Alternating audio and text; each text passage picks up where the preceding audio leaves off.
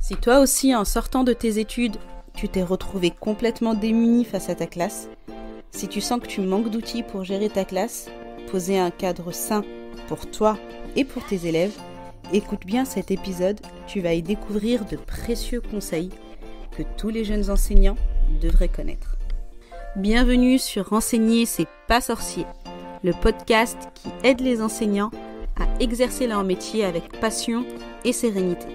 Je suis Samer, enseignante depuis 16 ans et psychopraticienne. Et ma mission avec ce podcast, c'est de t'aider à bien gérer ta classe, à accompagner tes élèves, même ceux qui ont des profils différents, et surtout, à t'épanouir en tant que prof. Chaque semaine, je te partage mes conseils, mes astuces, des outils et aussi des retours d'expérience d'autres professeurs afin de t'inspirer et de te sentir soutenu. Ici, c'est comme une salle des profs. On est entre nous, dans la bienveillance et le respect, au service d'une mission commune, l'éducation des enfants, qui sont les adultes de demain. Alors, pour que ta vocation continue de rimer avec passion et motivation, et pas avec pression ou dépression, installe-toi confortablement. C'est parti. Bienvenue dans cet épisode. Aujourd'hui, on va parler de ce qui est, je pense, la difficulté numéro 1 de tous les professeurs débutants, la gestion de la classe. Parce que c'est vrai que quand on sort de sa formation et qu'on est confronté à la réalité, on se pose 1000 questions sur la vie de classe. Comment poser un cadre? Qu'est-ce qui est OK et qu'est-ce qui ne l'est pas? Au début, chaque question d'un élève va susciter une réflexion, parce que tu n'as pas forcément réfléchi auparavant. Est-ce qu'il a le droit de rentrer en classe pendant la récré pour aller chercher quelque chose dans son sac? Comment réagir face à un élève qui n'écoute pas? Ça, ce sont vraiment des questions qu'il est normal de se poser quand on débute, et c'est OK. Vraiment, j'insiste sur le fait de ne pas culpabiliser, car ce n'est pas de votre faute, mais le souci, c'est que cette partie gestion de la classe est peu ou pas abordée durant les études pour devenir enseignant. Donc ce n'est pas votre faute si vous vous retrouvez démuni, mais pour autant, ça peut être vraiment difficile à gérer émotionnellement.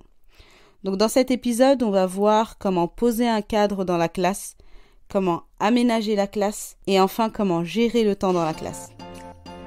La première chose à faire, et c'est valable à chaque rentrée scolaire, peu importe le niveau de tes élèves, c'est de poser un cadre. Ce cadre, il comprend l'ensemble des règles de la vie de classe, les habitudes, les routines, qui permettent aux élèves d'évoluer dans un environnement sain, serein et stable. Je parle des élèves, mais il est indispensable aussi que ce cadre te corresponde en tant que professeur. D'ailleurs, ça rejoint mon premier conseil pour apprendre à poser un cadre dans ta classe, qui est d'abord d'introspecter pour identifier ton propre cadre en tant qu'enseignante. Qu'est-ce qui est OK pour toi et qu'est-ce qui ne l'est pas? Pourquoi? Pourquoi telle habitude va être si importante selon toi? Quel comportement n'est pas acceptable dans ta classe? Maintenant, en tant qu'adulte responsable, tu dois également faire preuve de maturité émotionnelle. Tu peux noter quels sont les comportements susceptibles de te faire ressentir des émotions désagréables, comme la colère. En prenant conscience de tes limites, tu peux anticiper et garder plus facilement ton sang-froid si tu es confronté à une telle situation. Quelles sont les ressources dont tu disposes en toi pour maintenir le cap, même dans un contexte compliqué en classe? Je t'invite vraiment à prendre un carnet et à répondre à toutes ces questions. Tu peux même aller plus loin en décrivant précisément ta journée idéale en tant qu'enseignante et la vie de la classe idéale que tu aimerais mettre en place. Ça va vraiment t'aider à clarifier tes intentions et à faire émerger ce qui est vraiment important pour toi dans la gestion de ta classe. Je t'invite aussi à noter tes qualités naturelles, tes réussites dans ta classe, ce que tu as particulièrement aimé faire avec les élèves, un mot gentil d'un parent qui t'a vraiment fait plaisir. Cela t'aidera à booster ton estime de toi et à oser poser ce cadre qui est absolument nécessaire. Et si à ce stade-là, tu as peur d'être trop autoritaire, de passer pour une méchante maîtresse ou un méchant maître avec toutes ces règles, sache que au contraire, plus tu poses un cadre clair, plus tes élèves se sentiront sécurisés, et ça, peu importe leur âge. Évidemment, pour que le cadre reste pertinent, tu dois aussi le respecter toi-même, en définissant ce qui est autorisé pour les enseignants et ce qui est autorisé pour les élèves. Par exemple, maîtresse a le droit d'aller dans la classe pendant la récréation, mais les élèves n'ont pas le droit. Ou encore, ni la maîtresse ni les élèves n'ont le droit d'avoir un chewing-gum dans la bouche pendant la classe. Tu dois incarner ce que tu souhaites pour ta classe et je t'assure que plus ton comportement sera cohérent, plus les élèves auront naturellement envie de respecter le cadre. Pour les aider à se repérer, tu peux mettre en place un règlement intérieur et le relire régulièrement. Tu peux même aussi le mettre en place avec eux en les faisant participer. Il peut être rédigé et affiché dans la classe afin qu'ils puissent s'y référer régulièrement. Si tes élèves ne savent pas lire, tu peux faire preuve de créativité en traduisant les éléments forts de ton règlement à l'aide de dessins, par exemple. D'ailleurs, poser un cadre n'est pas forcément synonyme de contraignant ou d'ennuyant pour les élèves. Tu peux très bien y ajouter du jeu, des règles un peu plus fun, des petites récompenses. À toi d'utiliser ton imagination et de l'adapter au niveau de ta classe. A contrario, qui dit règle, dit entre guillemets sanctions. En cas de non-respect de celle-ci. Encore une fois, les sanctions doivent être clairement affichées ou connues des élèves et rappelées régulièrement. Je t'invite tout de même à dialoguer avec tes élèves avant d'arriver à cette fameuse punition. Le but n'est pas de leur faire peur ou de les menacer, mais bien de leur faire un rappel à l'amiable sans dramatiser la situation. Maintenant, on va parler de l'aménagement de la classe. Un aménagement spatial et temporel. Alors évidemment, tout va dépendre. Si c'est une classe où les élèves restent toute la journée ou si les élèves changent de classe à chaque cours, ça va demander une organisation différente. D'ailleurs, pour les enseignants du secondaire, ça peut très bien être une réflexion d'équipe avec les différents professeurs pour aménager l'espace de la manière la plus pertinente et cohérente. La première étape, ça va être de définir des zones, encore une fois selon le niveau des élèves. Par exemple, avec des maternelles, on aura une zone des lectures, un espace pour jouer, une zone de créativité, etc. Pour y voir plus clair, tu peux prendre une grande feuille blanche ou reprendre ton carnet et je t'invite aussi à dessiner le plan de ta classe et à définir précisément l'organisation spatiale. C'est très important, surtout si tu gères une classe multiniveau dans laquelle ça peut facilement être le bazar. Tu peux te demander à partir du moment où mes élèves rentrent dans la classe, quel est leur parcours ? Comment faciliter leur installation en classe ? Par exemple, tu as une classe en élémentaire, si le porte-manteau est à l'opposé de l'entrée, ce n'est pas forcément l'endroit le plus pertinent. Tu dois absolument prendre en compte les points suivants. Est-ce que cet aménagement me permet de voir toute la classe ? Est-ce qu'il y a assez d'espace pour que les élèves puissent facilement circuler ? Est-ce que ce n'est pas trop encombré ? Est-ce que les différents espaces sont cohérents ? La deuxième étape, ça va être de faire du tri dans ton matériel et d'enlever ce qui est abîmé ou obsolète. Profites-en pour faire un inventaire du mobilier de la classe et garder le strict nécessaire. Une fois que c'est fait, il est temps d'organiser les différents espaces avec des rangements adéquats, des étiquettes, des pancartes, etc. pour qu'en un clin d'œil, chaque élève puisse voir à quoi correspond chaque zone de la classe.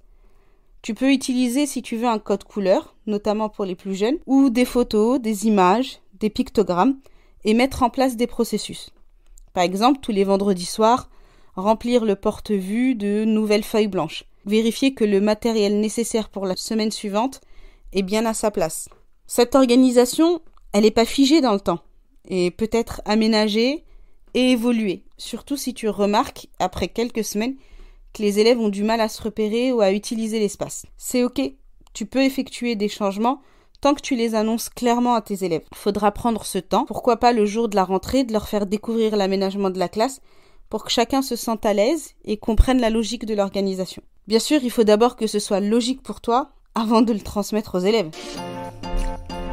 Maintenant, on passe à la troisième partie de ce podcast et on va parler de la gestion du temps de la classe. Pour maintenir un rythme adéquat, sans perdre l'attention des élèves, il existe plusieurs astuces. La première est l'une des plus importantes. C'est d'instaurer régulièrement des temps de pause. Et oui, même si tu as l'impression de courir après le temps, il est indispensable pour les élèves d'avoir des pauses régulières dans leur journée. Pourquoi ? Tout simplement car leur temps de concentration est limité.